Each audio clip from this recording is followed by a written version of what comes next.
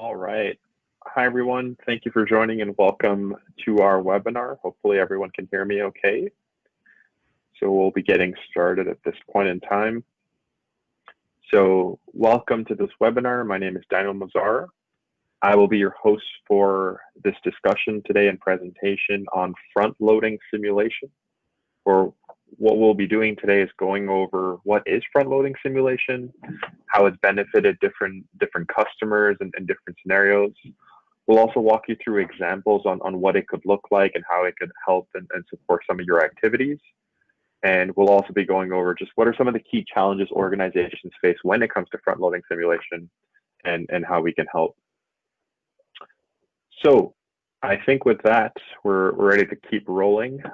Just some housekeeping areas for you. Please note this is an interactive webinar where we're going to have short polling questions throughout. So we look forward to your input. However, if you have any questions at some point in time, don't hesitate to use the question feature as part of the panel, and we will go through them. If not, at the end of this presentation, definitely by email afterwards. Please also note that this is being recorded and that we will be sharing the recording with you afterwards. So we should be all set. In terms of introductions, my name is Daniel Mazar and I'll be your host for this webinar. I'm responsible for customer success and sales operations for Maya HTT, an engineering firm that I'll be introducing shortly. Joining me is my colleague Yafuz Siddiqui, who is a computational fluid dynamics specialist at Maya. He's also one of the most excited people when it comes to discussing technology and application simulation. So we're lucky to have Yafuz here doing the majority of the presentation. Both of us studied at McGill University in Montreal and with engineering backgrounds, and we're quite excited to bring our expertise in leveraging those backgrounds to help solve different business challenges. As I mentioned, this webinar is hosted by Maya HTT. Maya is a leading provider of digital engineering solutions and the #1 global partner for Siemens Digital Industries software.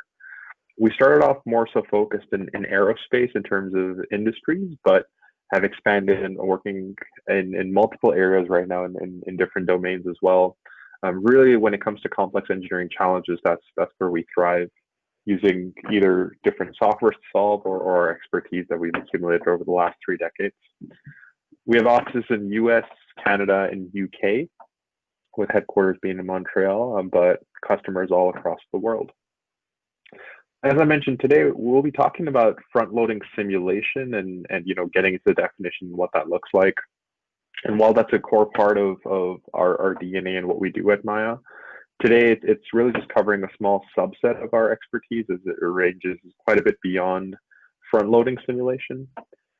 You can see sort of the subset or the titles in this wheel over here that we have, or should I say more so a fan, but we're not going to cover these at all, but if any of these relate to you and you have questions or interest in learning about how things could be applied, don't hesitate to reach out and share with us. We're seeing tremendous interest, for example, even this day and age, about real-time monitoring or linking back to AI applications, if we're capturing data related to a field and turning that into information, or looking at some form of quality assurance mechanisms. Definitely a lot of areas beyond what we're doing, but really today we're going to go into front-loading simulation. So don't hesitate to give us a shout if you'd like to learn about something else. With that, we're going to start off with our first poll, and I think this is going to give us a good starting point in terms of how we want to really tailor this presentation to make sure it's relevant. So I'm going to go ahead and launch that poll, and you'll be seeing it shortly, and I'll read it out at the same time. So as we're going to start talking about front-loading simulation, what is the biggest challenge you face in validating your designs? And so we have 4 options there. We depend on physical testing to validate our designs. We use simulation too late in our design cycles. We wanted to invest in simulation, but we lack expertise. We depend on tribal data to make engineering decisions. So if you all could just take the next 30 seconds or so, please don't hesitate to give us your candid input here. It's definitely going to help us in ensuring this presentation is relevant. Please go ahead and give us your input.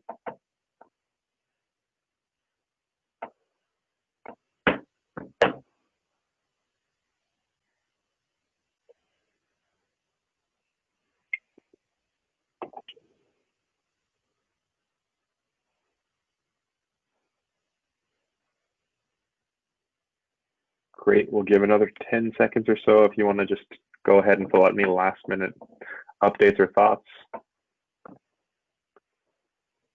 Okay, I'm going to go ahead and close the poll at this point. So let's see. So with the audience we have today, it seems like the majority of you are using simulation, but in your opinion, you're using it a little too late in your design cycle. That's good to note. I think it's good that you have some form of simulation already, and hopefully today will give you some ideas as to where we could help front load a little bit more. Similarly, for those that are dependent on physical testing, it's something that definitely won't go away. But in just considering today's climate, there may be some opportunities in areas as well to see where you could either correlate with some front loading simulation or replace. As well, it's good to note that the people here, you aren't seeing too many issues in terms of silos, and you are looking to perhaps invest, but you don't have that expertise. So I think what we're going to share here today is really going to help provide some value. So that's good to note. Perfect. So with that, I'm going to go ahead and pass it over to Yafis, who's now going to bring us through, firstly, I think a definition, and then from there, a couple of examples. Yafis, take it away. Perfect. Thank you, Dan. Well, good afternoon, everyone. My name is Yafis Siddiq, and I'll be covering the next portion of the presentation. So essentially, the challenges that were listed in the poll are something that's very common in what we've seen amongst most of our customers. And all of these challenges be addressed by front-loading simulation. So what exactly is front-loading simulation? Let's look at a typical design cycle.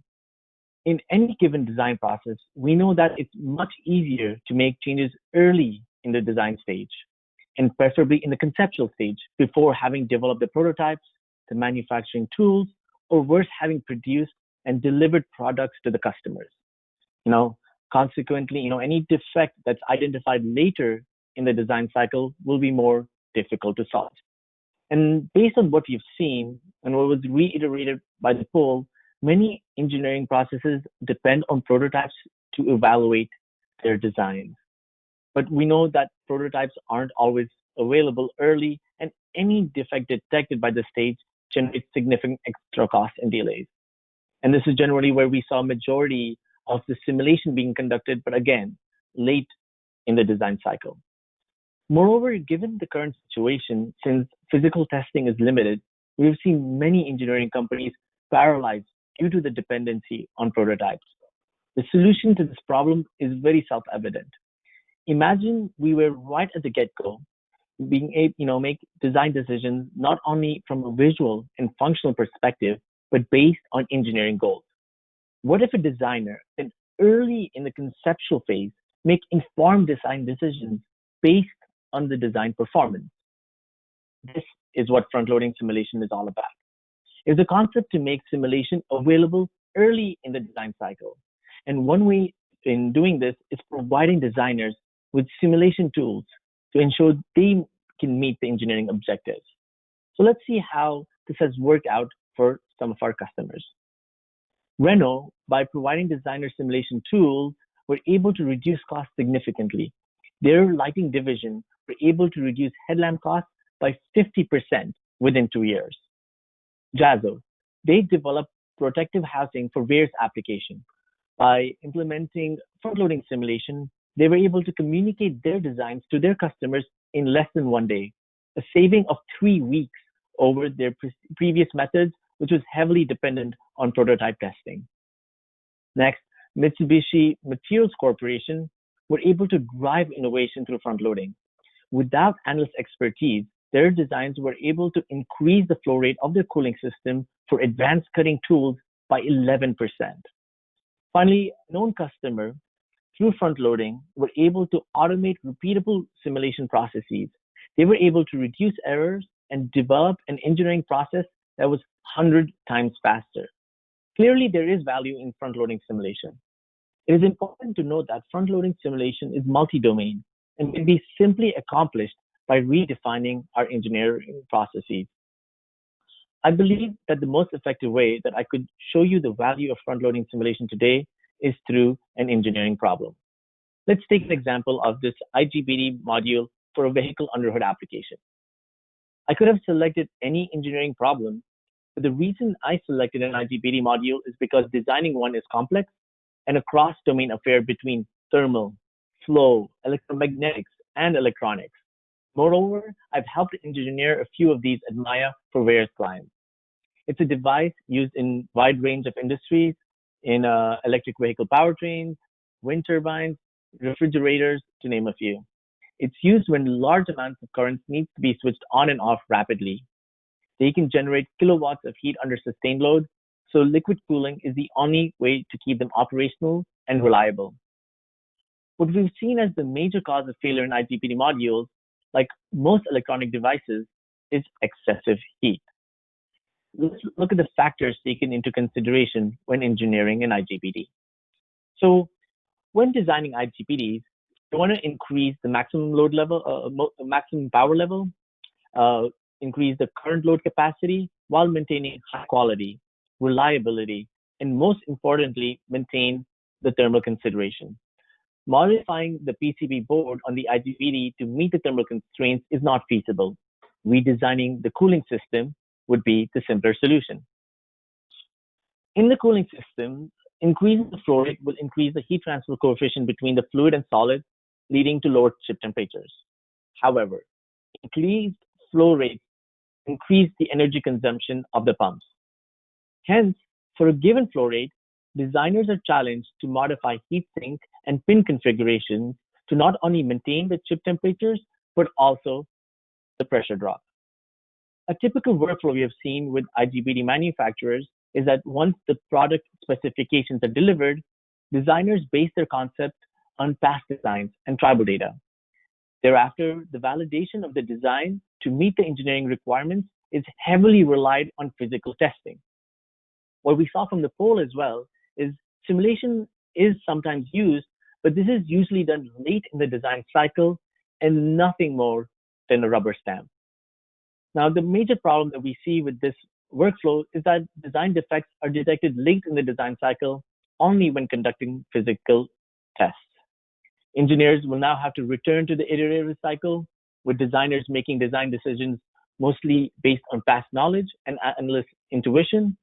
Any design change to the IGBT cooling system will not only need to meet the thermal requirements, but they also need to meet the other engineering requirements, such as vibrations, acoustics, to name a few.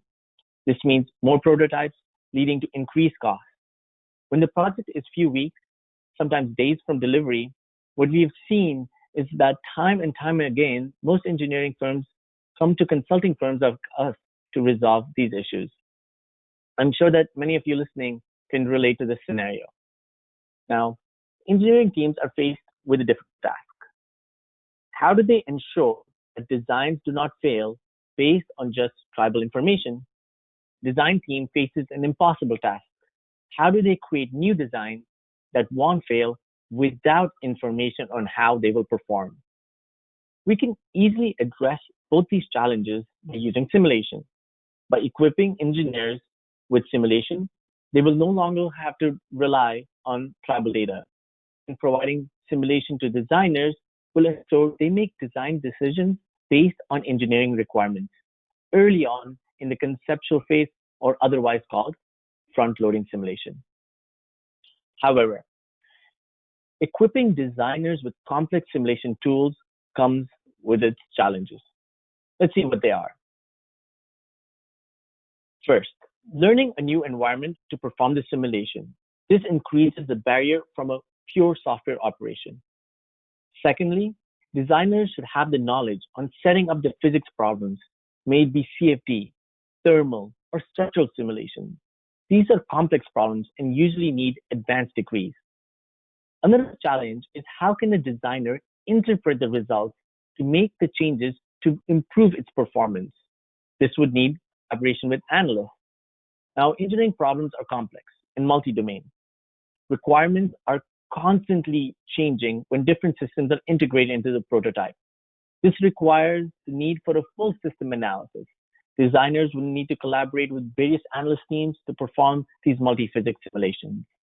However, information exchange between designer and analyst has always been an issue.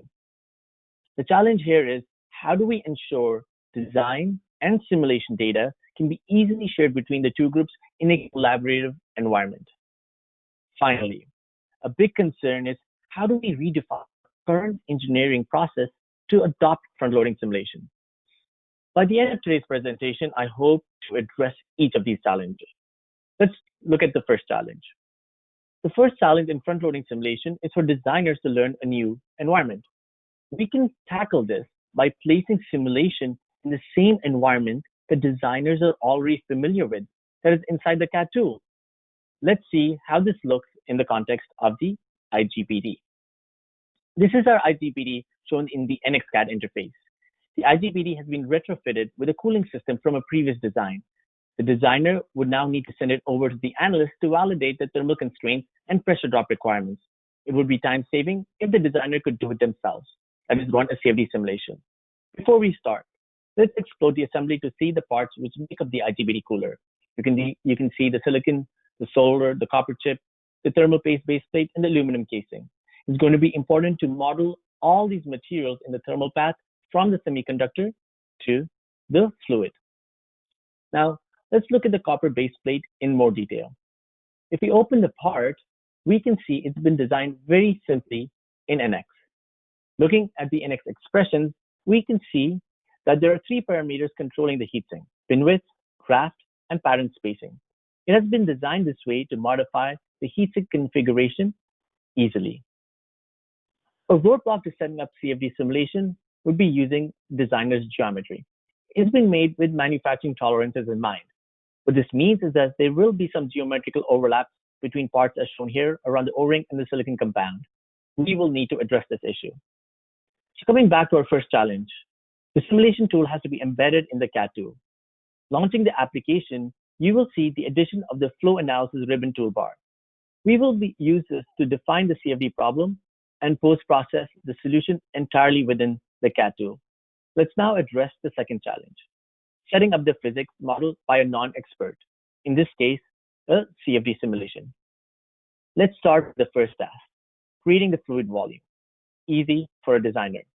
But to save time, the tool has a geometry functionality to create the fluid region automatically. Moreover, it updates itself if there are any design changes. The next step in the CFD analysis will be setting up the computational domain. This is done through a simple, intuitive, visual-driven process that has been designed for non-CFD users in mind.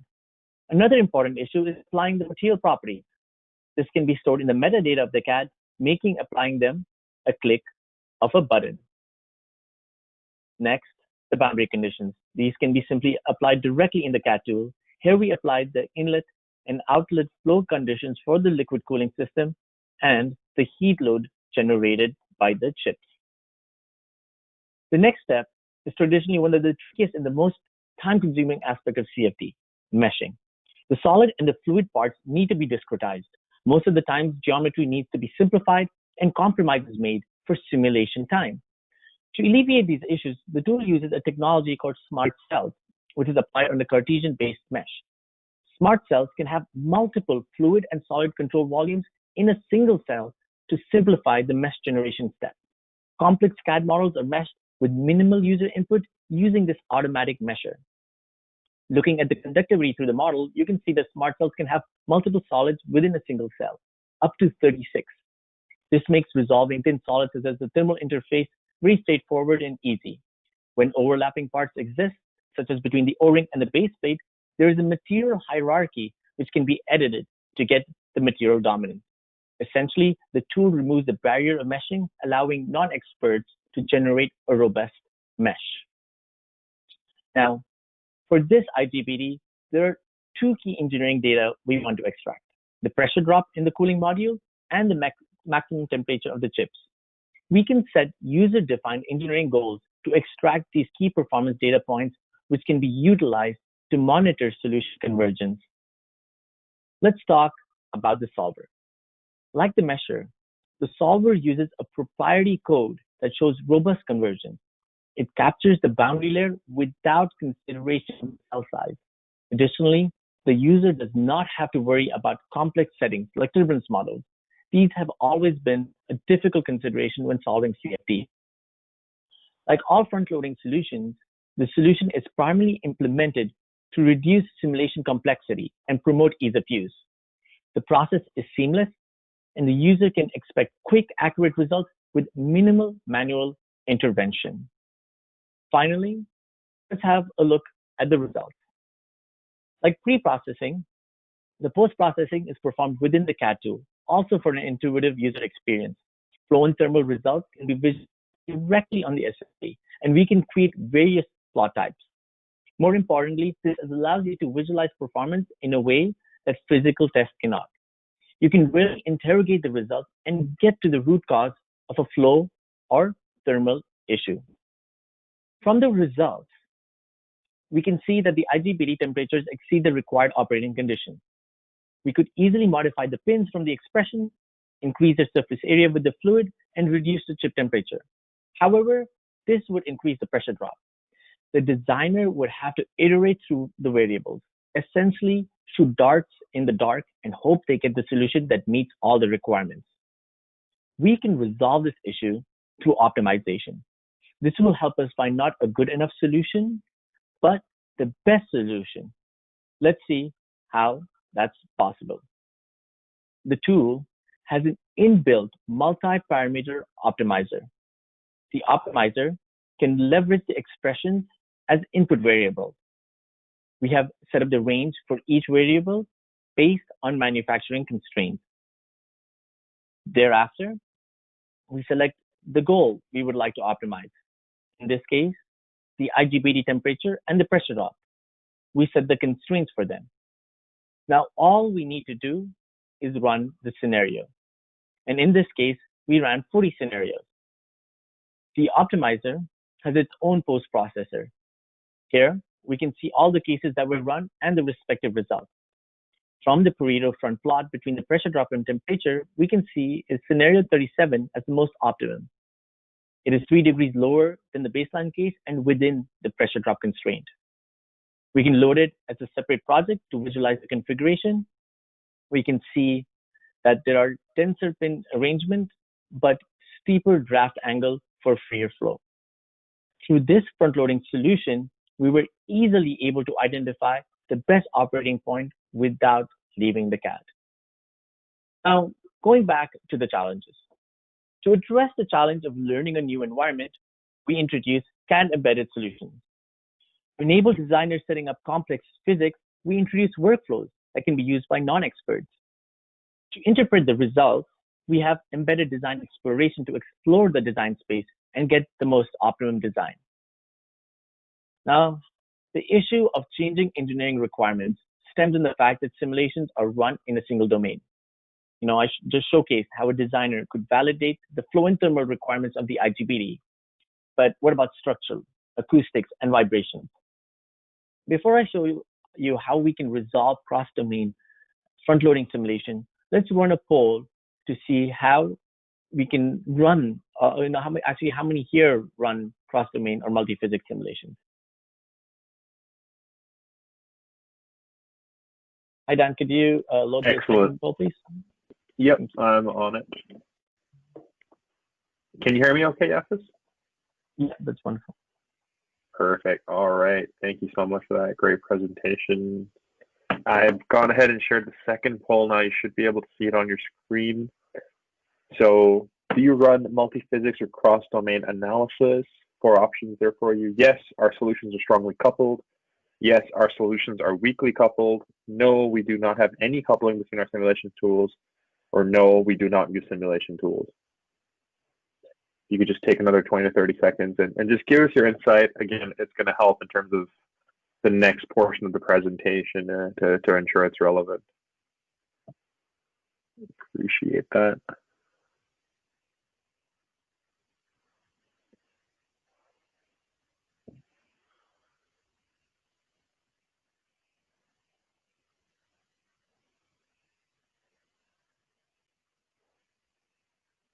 Perfect. We're going to take another 5 seconds or so if you wouldn't mind just quickly giving your insight.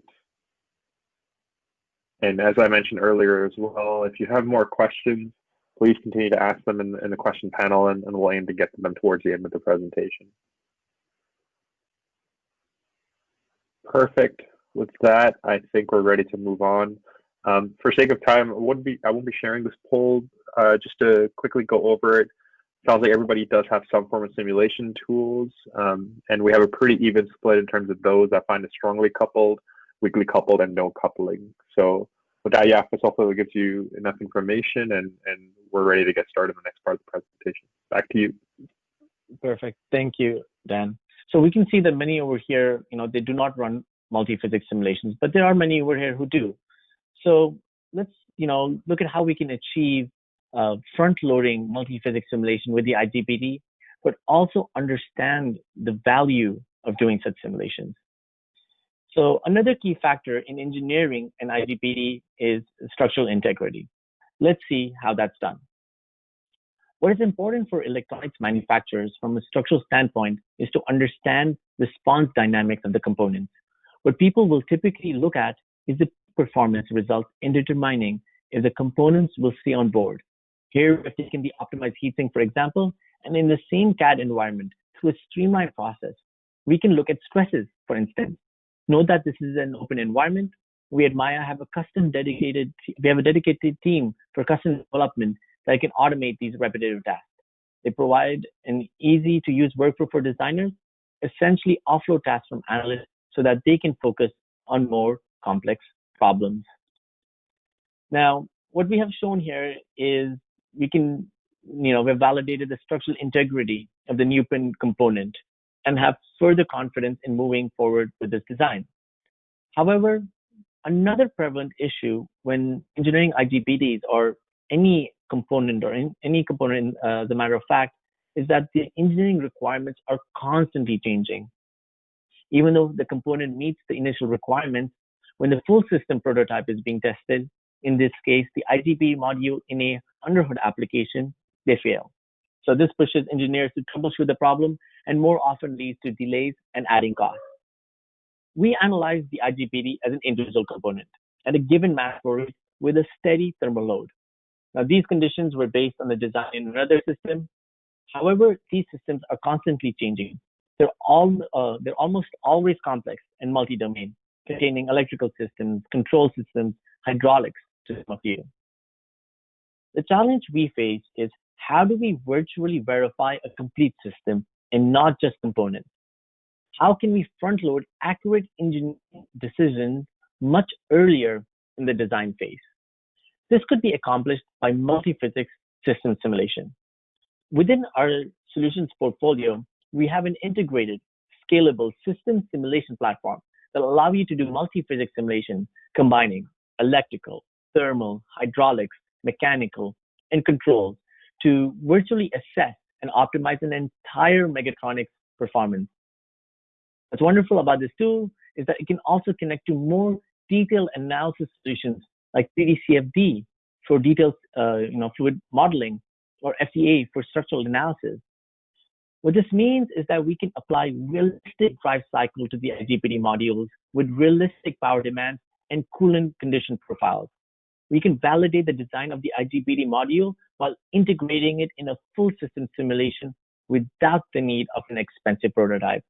This boosts overall engineering productivity, not only from early development stages, but until the final performance validation and controls calibration. Now back to engineering the IGPT. From our experience and what we reiterated by the poll is that many engineering firms do not do multi-physics simulation, and if they do, it's loosely coupled. However, like all engineering problems, designing an IGPT is a multi-physics cross-domain platform, including condensation, acoustics, EMAC consideration at the least. Surprisingly, we have seen many companies with great expertise in each physics domain, but still have difficulty in doing multi-physics simulation.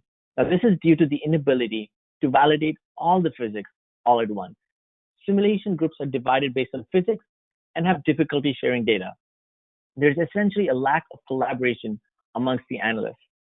This can be resolved by having a well-connected digital twin of all our engineering tools and processes. This is possible through the SimCenter portfolio.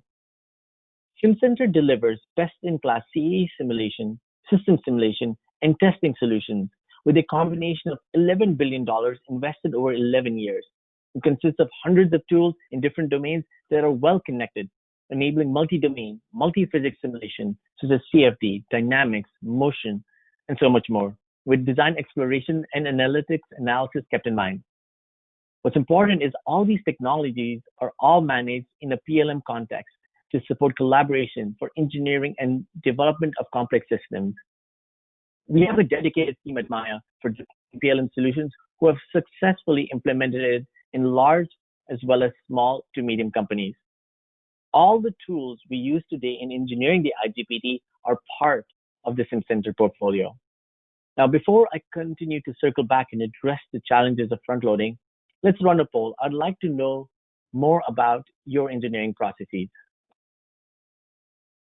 Perfect. Great summary there, Yafis, and I love just the exposure to different types of simulation and just multi-physics as a whole. So I'm going to go ahead and launch the next poll, everyone. Is your engineering simulation process workflow well-defined? Please select one of the four options. Yes, and we implement the concept of front-loading. Yes, but it could be improved with front-loading. No, our simulation process workflow is constantly changing. And fourth, we just do not use simulation. So if you could just go ahead and let us know your insight on this, I think it would just be extremely helpful. And Yafis, just as they're giving their insight there, in the next portion of the presentation, are you going to go ahead and just work us through an example? Like, what were you planning on covering? So the next portion of the presentation, I'm essentially going to talk about engineering processes and how we can help, and essentially circle back with all the challenges and how we resolved it throughout the presentation. Wonderful. So I think it's going to be a great way for us to recap, I think, the concepts and examples and put them into a context that's going to be relevant here. So I'm going to go ahead and just close the poll at this point and just share it real quick because I think it's going to be relevant. So no one is currently using front loading, which is it's good to know that what we're sharing is helpful. However, yes, I think majority of the people filling it out saying it can be improved or that the workflow itself is changing. So I think we're going to have a good example of that. For those that don't use simulation, if that's a different area you'd like to explore as a whole, we can look into that as well. But I think this sets us up nicely, just to know that what we're planning on sharing is resonating and we'll be able to provide some value. So with that, Yafis, I'm just going to go ahead and pass it back to you. Perfect. Thank you, Dan. Well, clearly I've sold the value of implementing front loading, might as well end the presentation now. But, we also need to address the issue of redefining clear engineering workflows. Let's look at it from the perspective of the IGBT. Earlier, I showed you a typical workflow of the IGBT manufacturers and how they depend on prototype testing to validate the design. Let's look at the redefined workflow by establishing the concept of front loading. They were able to detect defects earlier on, not only in a single component performance, but in the context of a full system. Earlier error detection before the prototype phase means reduced costs, less dependency on physical prototypes, and also faster time to market. Redefining engineering processes with front loading is a no-brainer.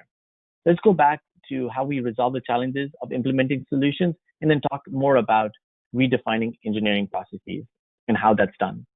So in addressing the challenge of changing engineering requirements, we introduced SimCenter, an integrated simulation platform. It ensures we do full system multi-domain design analysis early on, reducing the errors during prototype phase, and hence less likelihood of changing engineering requirements. Now, front-loading simulation clearly needs a tighter collaboration between designers and analysts. There needs to be a constant feedback loop of the simulation data with the analysts to get their insights. This can be resolved through managing all the data in a PLM context using a solution called Teamcenter. Taking advantage of these front-loading solutions requires redefining engineering processes. But it's important to note that there is no one-shoe-fits-all methodology. Each engineering process has different requirements, different roadblocks, and different business challenges. Reworking engineering processes are complex, and implementation is always a challenge. You need someone with industry experience in doing so.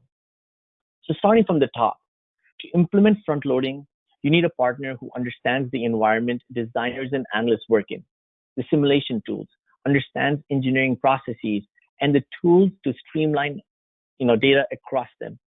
You would also need expertise in implementing these processes, provide training, and provide customized solutions wherever required. And this is where we come in. Maya HTT has a multidisciplinary team who have vast experience in resolving these challenges in all industries. We provide a engineering alignment to help establish an engineering process strategy to maximize business benefits, reduce implementation risk, while providing that catalyst you need for business change. Very recently, Maya proposed recommendations to a customer to reduce their overall design process from 18 months to under 12 months while positioning them for growth in their focus market. So let's talk about what this simulation assessment entails. Now, the first step would involve auditing your current engineering processes, all the way from determining the requirements to the final product, understanding the most important challenges within your business. Our team would then provide a diagnosis by examining the current processes, provide insight on its capabilities. From our industry experience, identify potential points of failure and determine optimal points for improvement. With the collaboration of the stakeholders, we would then lay out an implementation plan, imparting our knowledge of industry best practices, providing any necessary training and custom development, while ensuring there is a smooth transition with little to no impact on the current business deliverables. And finally, we will work together to ensure adoption of these new engineering processes and measures. And essentially measure it, keeping track of KPIs, all in the context of PLM. So before I end today's presentation, I'd like to leave you with three key takeaways. First is front-loading simulation is not only practical, it is essential. Second, the world is multi-physics, so should be our simulation. And finally, adopting front-loading is not a one-size-fits-all solution. Maya HTT is there to help. Thank you all for listening. We'll be using the remainder of the time to answer your questions. I'll pass it on to Dan to cover the Q&A section. Wonderful. Thank you so much, Akos. Really appreciate the summary and key takeaways. I think it's a good way to solidify the information and the great examples that we saw. So in terms of the Q&A, I have a couple of questions here that came in. If anybody else has anything else they'd like to add, please feel free to ask away now. So Yafis, in your opinion, what's the first step? If somebody's looking to start with front-loading simulation, what would you say is the first step to getting there? I think the first step to understanding or implementing front-loading simulation is understanding the current engineering processes. And this is where we can provide a complementary assessment of their engineering processes and help them, lay down with their as-is processes, with their current processes, and see where front-loading in any domain, it could be CFD, thermal, structural, could be onboarded to their designers to do some of the simulation tasks that analysts are usually, on board, that the analysts usually take over. And so now we can ask the analysts to spend more time on more complex problems. Yeah, great answer. I definitely agree. The first step really goes back to making sure we understand different processes. Next, I know you went through quite a few different challenges and how they're tackled, but in your opinion and with the customers you've worked with, what would you say is the biggest challenge when it comes to implementing front-loading simulation? I think one of the biggest challenge in implementing front-loading simulation is having some reliability to the results and getting designers to onboard this tool. But this can be easily elevated by taking training courses with us, and that is, I would say, the biggest challenge. That's a great point. In terms of getting it, I think successful user adoption, just organizational change management piece. That's definitely where it gets back to. Okay, wonderful. I think those are the questions that we had. If there's others that come in, don't hesitate to go ahead and email us. I think we're ready to wrap up at this point. In terms of what's next, Yafis I've mentioned already, but as a thank you for joining this webinar, I know we're getting towards holiday season. For those in US and Canada, we are offering a free readiness assessment to anyone who's gone ahead and joined. If you're having issues in getting front loading simulation to be part of your organization or struggling with some of your processes, send us an email, info@mayahtt.com, and just mention that you're looking for your complimentary readiness assessment. We're going to go ahead and schedule a meeting and just walk you through. And again, at the very least, you'll get a better idea in terms of where you are and what could be some concrete actions to getting things rolling from a front loading standpoint. In addition, we're going to go ahead and share the recorded presentation. There will be a short review survey. We're always looking to improve what we're doing and ensure we're preparing content that's relevant to you. So please let us know what worked, what didn't, and what else you'd like to see. In a similar vein, we do have a number of webinars coming up, as a lot of our clients, colleagues are still working remotely. So we're going to continue to pump out this kind of content. So do check out our additional webinars on our website, myahtt.com/events. In addition, right now we have a really fun challenge going out known as the Ingenious Trivia Challenge, because we love wordplay. So just go to that website, or you can scan that QR code, myahtt.com/trivia. And essentially you'll get 3 chances to answer a number of questions in relation to engineering and facts. And the person with the highest score, you can win over $500 in prizes. It's a great way to just have some fun, see how you're doing in terms of your knowledge, and also win some bragging rights. So do check that out. We hope you participate and enjoy in checking out this challenge. Great. And I think with that, we're at the end of our presentation. We just want to thank you all so much for spending the time. As I mentioned, feel free to reach out for the readiness assessment. We'll be sending the additional material that we had discussed. And if there's anything else that you were hoping we'd still cover or you'd like us to cover in the future, don't hesitate to let us know in the review survey. Thank you so much. Have a great day, and wishing you all the best. Take care.